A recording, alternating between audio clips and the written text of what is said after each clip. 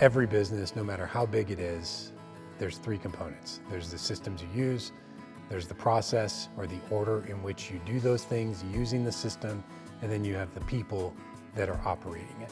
And at each stage of business, one of those three things breaks. So it's either going to be a system breakdown, for instance, like in outdoor lighting. Tons of guys will go like, yeah, I have a CRM, QuickBooks. Like, yeah, that's not a CRM. I was like, but can you run your business, with 50, 60 customers out of QuickBooks? Sure. There's going to be a point though where it becomes inadequate and you can't manage the customer base. So there's another, thing out there where somebody runs their business or their things on a spreadsheet. Like, can you do that? Yes. System-wise, is it going to break and become inadequate at a certain point in the future? Yes. For me personally, when I was growing as what we'll call a solopreneur, like it was me, kept all my stuff in a little 5x5 storage unit, and I parked my truck across the street because we couldn't park it in our condo parking lot.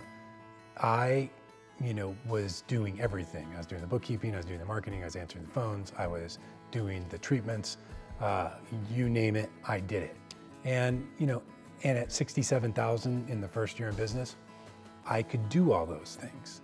It wasn't like great, but I could do them. But once you get past 100,000, and 100,000 tends to be that first level where a business will plateau. Like you're a solopreneur, you hit that $100,000 mark, and if you don't make any changes, like you're not, you might be able to push it really hard and get up to 150, 160, but then the next year you see that you fall back down.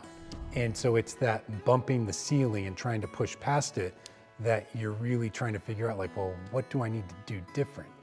And this is where, at that time for me, like I couldn't put any more time in. So, it wasn't necessarily a people problem, but it was a system issue. It's like, because I was trying to do all the processes and I was trying to put all the time in, like my systems needed to work for me and reduce my time commitments. And so that's what I focused on then. As I grew, like I think my second year I did 250,000. The challenges became different. Like, I was having to hire people, like, cause, once I started to go towards 300,000, I'm like, I can't do it all. Like I have to get people on board.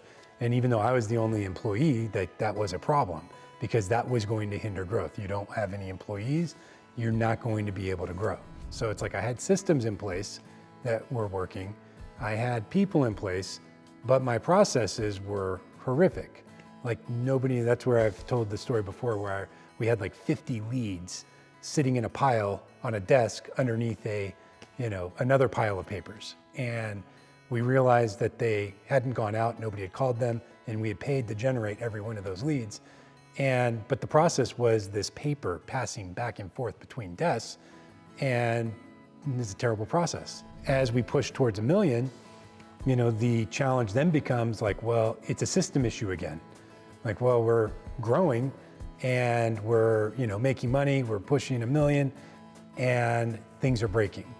And we're going like, okay, well, what's going on? Well, paper was not going to, like we had to get rid of that. And that's when, it was 2010 where, SaaS applications are just coming in vogue. And, so we switched over to that. And then all of a sudden productivity jumped. Like people were able to do more in a day. Whereas we were solving at $1 million, we were solving problems with more people because our system was so archaic. You needed more hands to push paper around. And so once we implemented this new system, all of a sudden labor demands decreased.